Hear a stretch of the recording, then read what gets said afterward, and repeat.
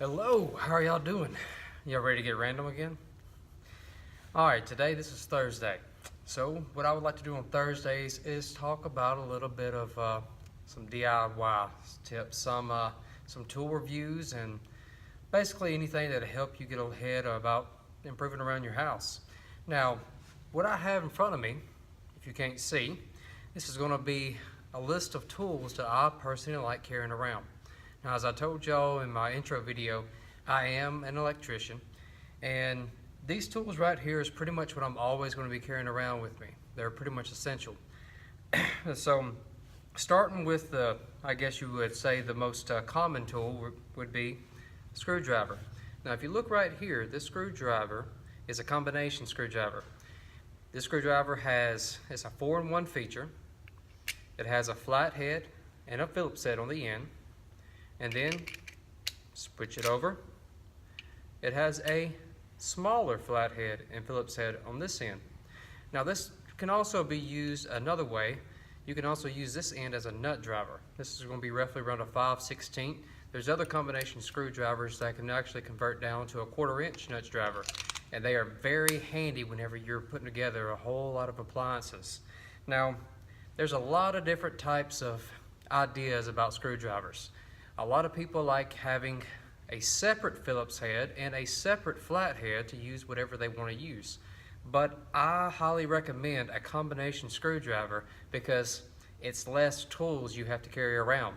More tools in one package equals less space. So this is why I personally carry around a combination screwdriver.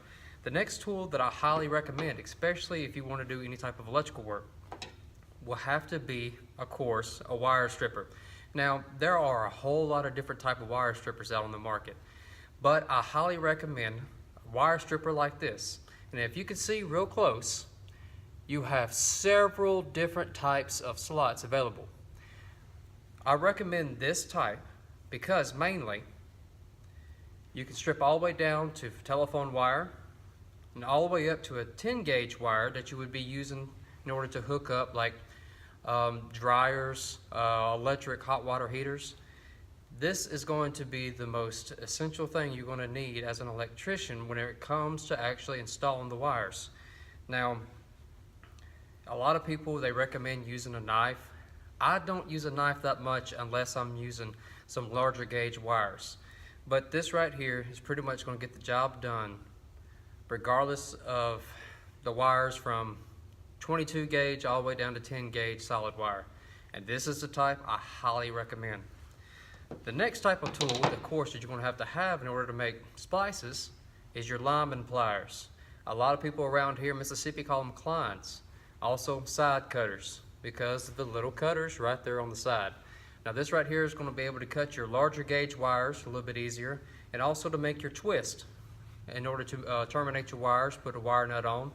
This right here is very, very handy to have, especially whenever you are working with all those wires.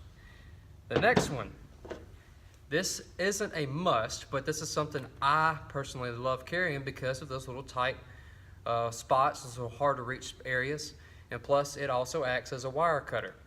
These needle nose pliers help me get whatever I need in the smaller little areas, being able to pull stuff off that I can't necessarily grab. And if you notice on these lineman pliers, there is a gap right there in between where the pliers connect. That doesn't have a gap. So that actually helps grab hold of something a little bit better as opposed to those lineman pliers. So this is something that I always carry on any type of job that I go out doing electrical work. Then of course, one of the most important ones for safety, a meter. This meter is very simple. For beginners, this is going to be one of the easiest things that you can possibly use. Right here, it has an off, it has a voltage, an amperage, and a continuity side. Only 4 settings. Makes it very, very simple. This type right here will easily indicate whether it's a DC voltage, like your car battery, or an AC voltage, like it's going to be in your house, in any type of duplex receptacle plug-in. So this easily ranges and does whatever you need to do. The amperage right here, you'd be able to take any type of amp reading right here, sliding the wire through here, and it'll tell you exactly how much amperage you have pulling out. And then you get right here, basically checking to see if you have any path. Now, this is a very handy tool, something that I highly recommend for anybody, even those just replacing a plug to save a few dollars in your house. Get one of these. Make sure that your wire is completely cut off. It is not energized, has no electricity flowing through it. I promise you, just a simple meter could actually save a lot. Whether it be shocking yourself, accidental electrocution, I highly recommend this.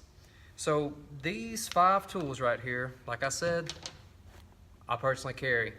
These are going to be my favorite ones as being an electrician.